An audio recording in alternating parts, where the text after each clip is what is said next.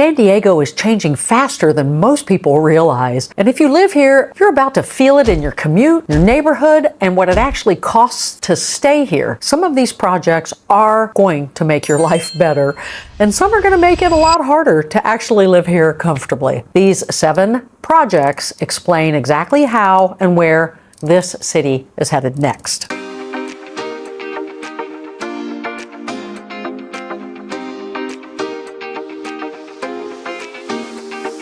Hi, I'm Jennifer St. Clair, your host of Living in San Diego. Welcome back. If you've been here before, welcome if you've never been here. And in this video, I'm breaking down 7 major projects reshaping San Diego right now.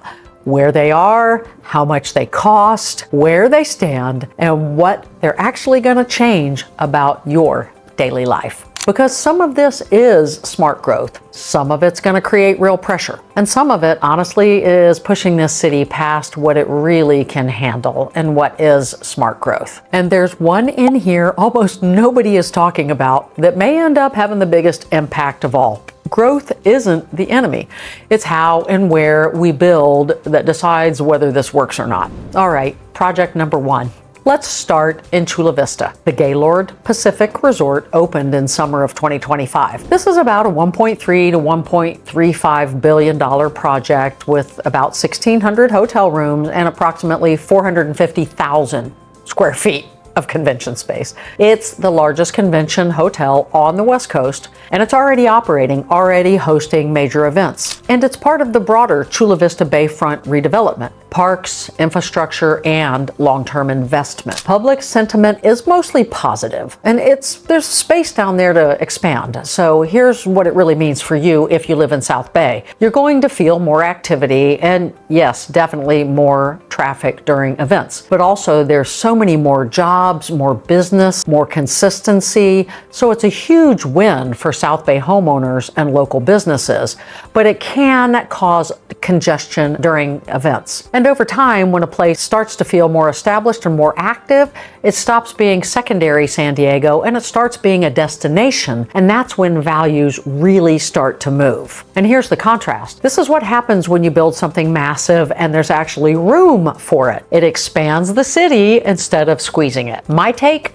This is smart growth. Now take that same scale and drop it into a place that's already struggling to function. That's where things start to break. And it brings us to project number 2, Riverwalk Mission Valley. Riverwalk Mission Valley is an active construction project. First phases are around 2028. About 4,300 housing units plus office space, retail, a large public park, planned trolley connectivity, which is really important for congestion. And this is a 152-acre redevelopment of an old golf course, the Riverwalk Golf Course. So public sentiment is mixed. Some people love the park and the housing. Others are deeply concerned about congestion, which makes a lot of sense.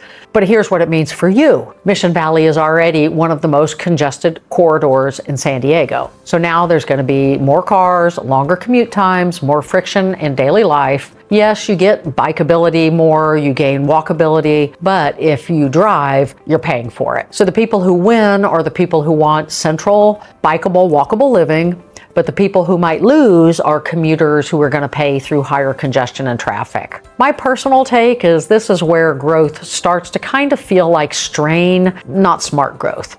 And when pressure builds in the wrong places, it doesn't stay contained. You start to feel it in everything. Just the energy of the city shifts.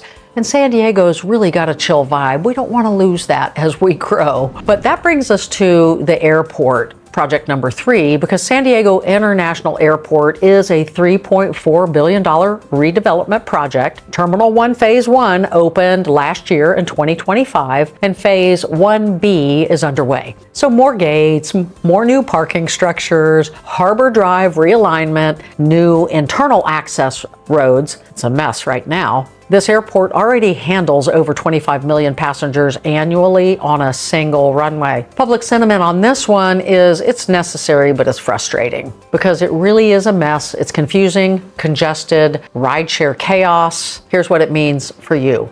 You need to build in extra time every time you fly. But long term, There's going to be better access. It'll bring more people to the city. So it's going to be a huge win for long-term growth and connectivity, but it will be a short-term inconvenience, especially when you're flying or if you live nearby. My take on this one is that it is definitely necessary, but it's a bit painful right now. So now you've seen two different paths: growth that creates pressure and infrastructure trying to catch up. So let's look and see what happens when a city actually plans for growth. That brings us to project number 4, North City, San Marcos. I love this project up in San Marcos, North City.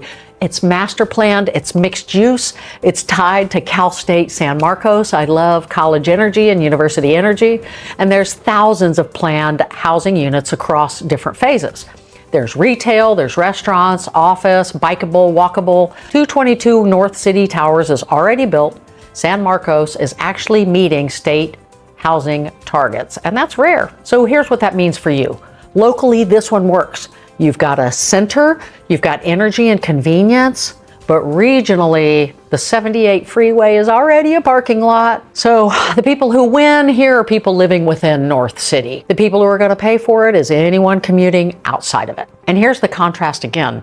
This kind of development creates a lifestyle hub, but it still depends upon everything around it working as well. So my take on this one is smart growth, but location still matters. And that tension between vision and limits is shaping what kind of city San Diego will become. If you're trying to figure out where you fit into all of that, I've broken it down into a relocation guide. It's in the pinned comment, and you can just book a call with me here. I would love to talk to you if you're moving in and around San Diego. That's what I'm here for. I also answer my phone, so feel free to give me a call if you've got questions about any of these projects. They are impacting a lot of my clients in both really positive and some are in negative ways, obviously. So let's have a conversation. All right, moving on. Project number 5, Seaport, San Diego. Downtown waterfront, Seaport, San Diego is an estimated 3.5-ish billion redevelopment of Seaport Village. The plans include retail, entertainment, public space, and this beautiful major observation tower that's really cool. Check it out. You'll see it here on the screen. But here's the reality. It's kind of stalled. The Port of San Diego has been in a long political standoff over development rights. Public sentiment on this one is divided. And here's what that means. If it gets built, it will be iconic. It will change the downtown skyline. If it doesn't, it's another unrealized vision. So who wins on this one? Tourism and branding. San Diego. So who pays? The potential loss of the current waterfront feel that we have now, which is kind of original San Diego. And this is where it gets bigger than buildings, because this is really about what kind of waterfront city that San Diego wants to be. And my take on this one is still a little bit uncertain. I'm kind of, the jury is out on this. I mean, Seaport Village is a little old. It's still cute and charming and San Diego feel.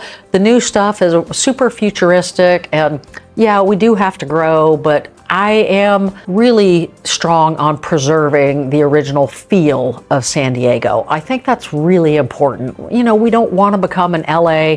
We don't want to become a San Francisco. We're not. You know, we're San Diego. There's no other city like us in the world. No other city has our weather. No other city has this layout. And growth means responsible growth. I mean, I know a lot of people want to move here. Obviously, cost prevents that. But the infill projects that I'm seeing in North Park and Claremont and Golden Hill and Bankers Hill and some of these areas, they're heinous, they're hideous, they don't have character. You've got a contemporary shoved between some Spanishes or a classic craftsman. You know, if we could grow like some other cities like Santa Barbara that try to retain the look and feel of it, that's kind of smart growth. That's just my opinion, so for what it's worth. Okay, back to the projects. So let's flip it. What happens when something gets built and the demand doesn't show?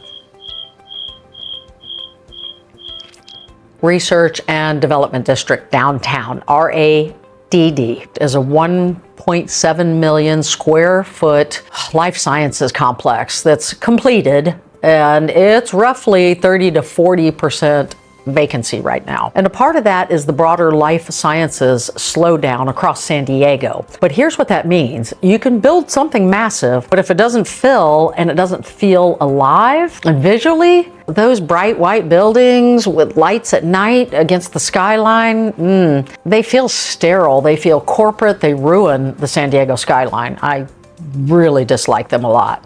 Yeah, this project is a little bit of a mess, but you know, San Diego is known for its life sciences, so we're hopeful that this one takes off and brings a lot of energy to downtown. So who wins on this one? It does have long-term potential, but who pays? The current vacancy and the visual mismatch are pretty big.